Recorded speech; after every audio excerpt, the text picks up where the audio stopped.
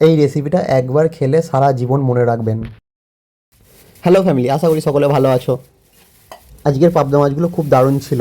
প্রায় এক একটা মাছ ছিল 1 থেকে 150-র মধ্যে ওজন ছিল। প্রায় সব মাছগুলি পেটেই ডিম হয়ে গেছিলো।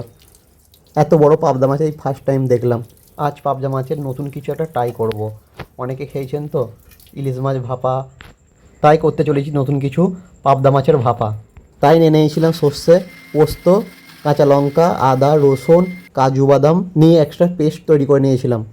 তাই কি আর একটা টিফিন কারির মধ্যে পাবদা মাছগুলো নিয়ে নিলাম, নিয়ে সর্ষে পোস্ত যে বাটাটা করেছিলাম সেটা দিয়ে দিলাম, দিয়ে যে একটু জল কম পড়েছিল তাই জল দিয়েছিলাম না, পেস্ট করার সময় জল দিয়ে দিলাম একটুখানি।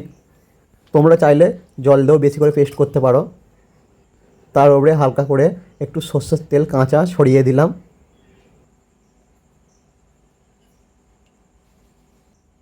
এবার টিফিন বাক্সটা বন্ধ করে দিয়ে ভাপাটা আমি এখানে কড়াই করব, তাই জল নিয়ে নিয়েছিলাম, বেশি করে জল নিয়ে কড়ার মধ্যে দিয়ে দিলাম। এবার এর মধ্যে সেই টিফিন বাক্সটা দিয়ে দিলাম। জল ফুটে আসার পর যে কোনো কিছু ঢাকা দিয়ে দেবেন।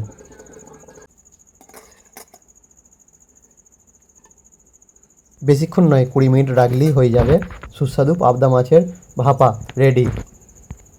এই রেসিপিটা একবার খেলে সারা জীবন মনে রাখবেন।